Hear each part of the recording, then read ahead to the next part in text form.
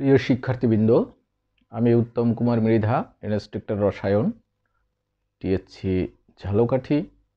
তোমাদের রসায়ন ক্লাসে স্বাগতম জানাচ্ছি।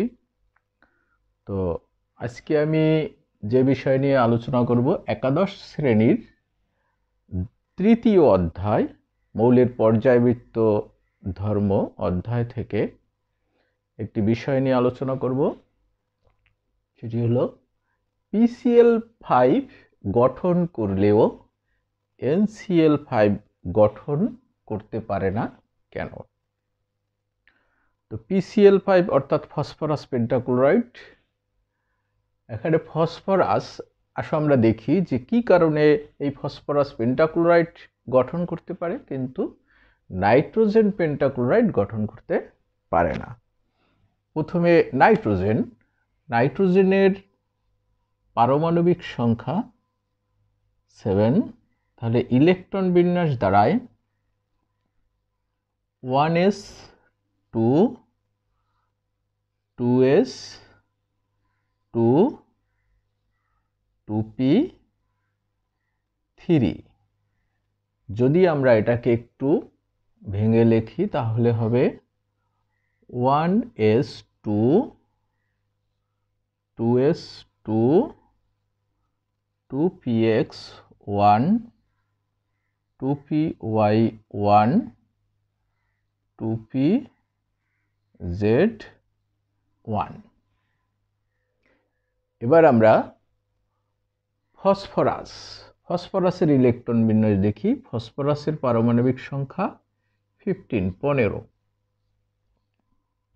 তাহলে ইলেকট্রন বিন্যাস হবে 1s2 2s2 2p6 3s2 3p3। এটাকে অনুরূপভাবে যদি ভেঙে লেখা হয় তাহলে 1s2 2s2 2p6 3s2 3px1 3py1 3pz1। এখন দেখো, এখানে আমি 2p এটা ভেঙে লিখিনি, কারণ বাইরের শক্তি স্তরের ইলেকট্রনই সবসময় বন্ধন গঠনে অংশগ্রহণ করে। তো এখানে দেখা যায় নাইট্রোজেনের বাইরের শক্তি স্তরে 5টি ইলেকট্রন আছে। এই যে নাইট্রোজেনের বাইরের শক্তি স্তরে 5টি ইলেকট্রন, 2টি আর এখানে 3টি। আবার ফসফরাসেরও বাইরের শক্তি স্তরে 5টি ইলেকট্রন। তাহলে প্রশ্ন হলো যে ফসফরাস পেন্টাক্লোরাইড গঠন করে কিন্তু নাইট্রোজেন পেন্টাক্লোরাইড গঠন করে না। এরও 5টা বাইরে আছে, আবার এরও 5টা বাইরে আছে। তাহলে একটা গঠন করলো আর একটা গঠন করে না কেন? তো এখানে নাইট্রোজেনের ইলেকট্রন বিন্যাসের দেখা যায় বাইরের শক্তি স্তরে 3টি বিজোড় ইলেকট্রন আছে। এখানে 3টি বিজোড় ইলেকট্রন আছে আর 2টি জোড় ইলেকট্রন। তাহলে এই বিজোড় 3টি ইলেকট্রনই কিন্তু ক্লোরিনের সাথে নাইট্রোজেন ট্রাইক্লোরাইড গঠন করতে পারবে।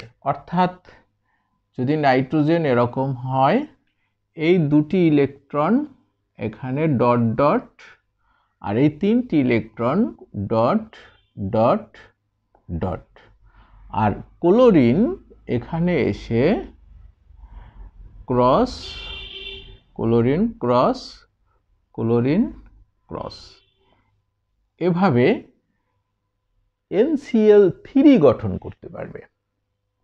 তাহলে নাইট্রোজেন ট্রাইক্লোরাইড গঠন করতে পারবে কিন্তু পেন্টাক্লোরাইড গঠন করতে পারবে না, কারণ এখানে তার 5টি বিজোড় ইলেকট্রন নাই। আবার ফসফরাস কিন্তু ট্রাইক্লোরাইড, এই যে 3টি বিজোড় ইলেকট্রন আছে, তাই ফসফরাসও কিন্তু ট্রাইক্লোরাইড গঠন করে, অর্থাৎ ফসফরাসের এখানের এই দুটি ইলেকট্রন এই, আর বিজোড় ইলেকট্রন তিনটি এই ক্লোরিনের সাথে ক্রস, ক্লোরিনের সাথে ক্রস, ক্লোরিনের সাথে ক্রস, তাহলে ফসফরাস ট্রাইক্লোরাইডও কিন্তু গঠন করতে পারবে, কারণ এখানে বাইরে বিজোড় ইলেকট্রন আছে তিনটি। এখন এখানে প্রশ্ন হলো PCl5 আর NCl5, তাহলে এখানে দ্বিতীয় শক্তির স্তরে কখনো কিন্তু আমরা উপশক্তির স্তর ডি কে পাই না। ডি প্রথম শক্তির স্তরে একটি উপশক্তির স্তর থাকে S, দ্বিতীয় শক্তির স্তরে দুটি উপশক্তির স্তর থাকে, পূর্বে তোমরা জেনেছো যে S এবং P, কিন্তু তৃতীয় শক্তির স্তরে উপশক্তির স্তর থাকে তিনটি, S, P, D, অর্থাৎ 3S, 3P, 3D। তো এখানে 3S, 3P আমরা ব্যবহার করেছি, কিন্তু এখানে কিন্তু 3D, এইখানে 3D XY, 3D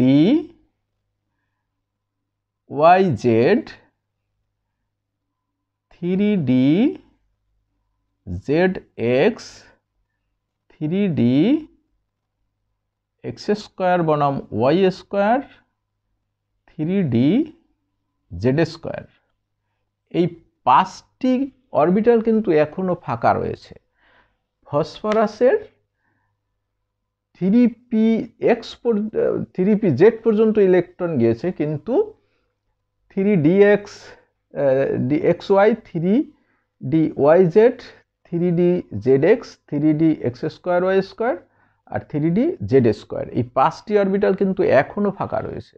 যদি প্রয়োজন হয় এখান থেকে একটি ইলেকট্রন কিন্তু এখানে যেতে পারে।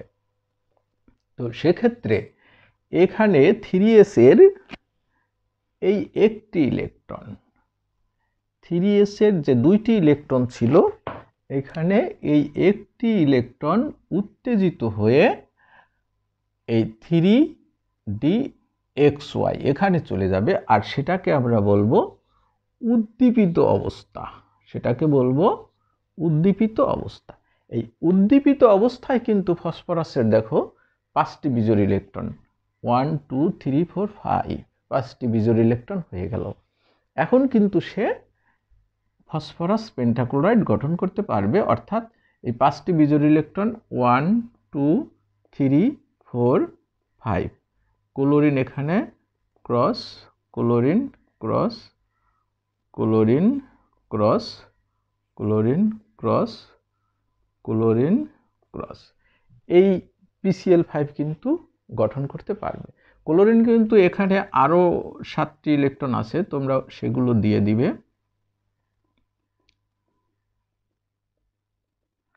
এখানে ক্লোরিনের আরো 7টি ইলেকট্রন ক্রস আছে,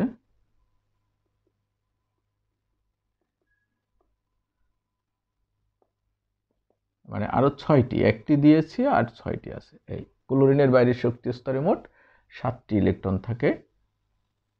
তাই এই PCl5 এর গঠনটা এরকম হবে। তো তোমরা নিশ্চয়ই বুঝতে পেরেছো আশা করি, যে PCl5 গঠন করলেও কখনো NCl5 গঠন হবে না, কারণ এর শক্তি স্তরে দুটি উপশক্তি স্তর আছে, আর ফসফরাসের শক্তি স্তরে তিনটি উপশক্তি স্তর আছে, এবং অনেক 5টি ডি অরবিটাল কিন্তু এখনো ফাঁকা রয়েছে। প্রয়োজনে সে এখান থেকে ইলেকট্রন উদ্দীপিত হয়ে ডি অরবিটালে যেতে পারবে। তো প্রিয় শিক্ষার্থী, তোমরা PCl5 গঠন করলেও NCl5 গঠন করে না কেন শিখতে পারলে। তো যদি কোনো সমস্যা থেকে থাকে আমার ইউটিউব চ্যানেলে ভিডিওটির নিচে কমেন্ট করো, অথবা ফেসবুক মেসেঞ্জারে সরাসরি যোগাযোগ করো, আমি সমাধান করার চেষ্টা করব। তোমরা ভালো থাকো, সুস্থ থাকো। ধন্যবাদ সবাইকে।